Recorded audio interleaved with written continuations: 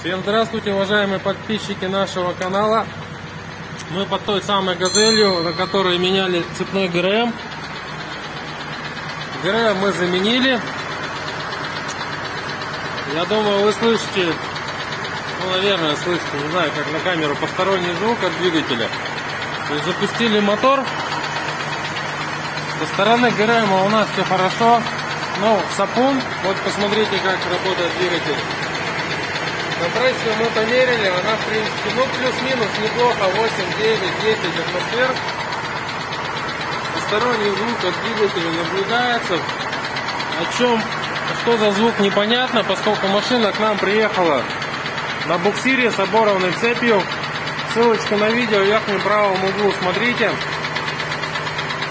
Сейчас очевидно, что в двигателе после того, как мы его завели, присутствуют посторонние звуки. Пока предположительно это поршневой палец какого-то цилиндра, не знаю.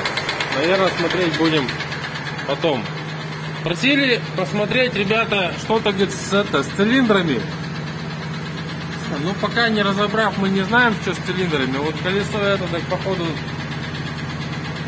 что-то с ним не так, на выкид. Вот задние амортизаторы вот так выглядят. Вот крестовина кардана, Алексей.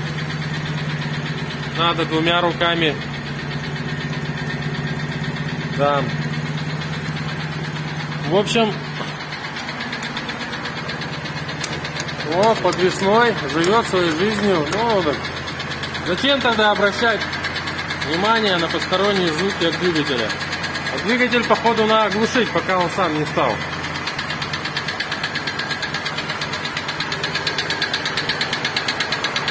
Такой хороший металлический звук. Ну, в общем, что хочу сказать. ГБЦ мы не снимали, клапана на этих моторах не гнет. Мы, прежде чем залазить, как говорится, не каждый день их делаем. Посидели, почитали, что пишут ребята. В общем, клапана на этих моторах не гнет. Поэтому голову мы снимать не стали. Заменили полностью комплект ГРМ цепной весь. Помпа, шкив, переднюю крышку, сальник, коленвал, все прокладки, разумеется. Да, вот сейчас, вот у нас тут в принципе все работает, что касается ГРМ. Но посторонний звук такой хороший. Боюсь, что эксплуатировать машину все же не получится им сразу, вот прямо сейчас. Придется разбираться, наверное, с этим звуком. Вот такие вот дела. Ладно, будем смотреть, разбираться, пока там не настучало больше, чем надо. Всем всего хорошего, до новых встреч. Подписывайтесь на канал, ставьте лайки, жмите колокольчик. Пока.